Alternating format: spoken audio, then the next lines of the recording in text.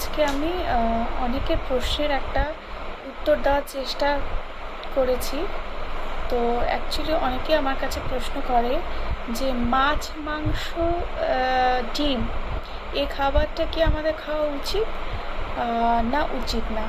তো এক্ষেত্রে আমি আজকে প্রথম পার্ট নিয়ে যেটা আমি বলবো সেটা হচ্ছে একদম আমাদের শাস্ত্রভিত্তিক কিছু কথা যেটা আমি শেয়ার করব। তো সেটাই আমি আজকে ফার্স্ট বলবো। এরপরে আমি চেষ্টা করব যে আমি যদি সায়েন্টিফিক অ্যাজ এ কজ হিসেবেও ধরি তো সেটা হিসেবে আমি কি বলবো। তো আজকে আমি প্রথমেই যেটা বলবো সেটা হচ্ছে গীতার অধ্যায় 17 10 নম্বর শ্লোকে এটা বলা আছে, ইয়াতু ইয়ামং গতা রসং পূর্তি পয়ুষিতং চ যতা উচ্ছিষ্টমপি চামধ্যা ভোজনং তামস প্রিয়ম। অর্থাৎ যেসব ভোজন আধপাকা রসালোযুক্ত তামসিক দুর্গন্ধযুক্ত সেগুলো হচ্ছে তামসিক খাবার। যদি রাজস্বিক খাবার খেয়েই অসুস্থ হয় তাহলে যদি আমরা এই তামসিক খাবার খাই তাহলে আমাদের কি কি রোগ হতে পারে, এটা শ্রীকৃষ্ণ স্বয়ং গীতাতেই বলেছে।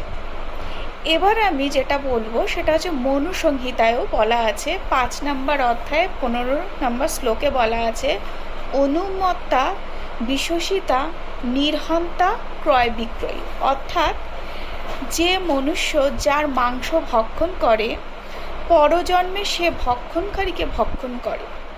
মৎস্য সকল প্রকার মাংস আহার করে বড় হয়, তাই মৎস্য ভক্ষণ করলে সব প্রাণীর মাংস ভক্ষণের পাপ লাগে, তাই মৎস্য ভক্ষণ ত্যাগ করবে।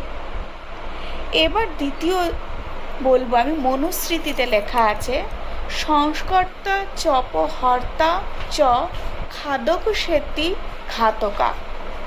অর্থাৎ আমিষের জন্য অনুমতিদাতা যে হত্যা করে, মাংস কাটে, যে ক্রয় করে, যে বিক্রয় করে, যে রান্না করে এবং যে ভক্ষণ করে, এই প্রত্যেককেই সমান পাপ গ্রহণ করতে হয়।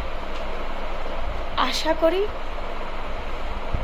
কিছু যুক্তি দিয়ে বা কিছু আমি বেদ উপনিষদ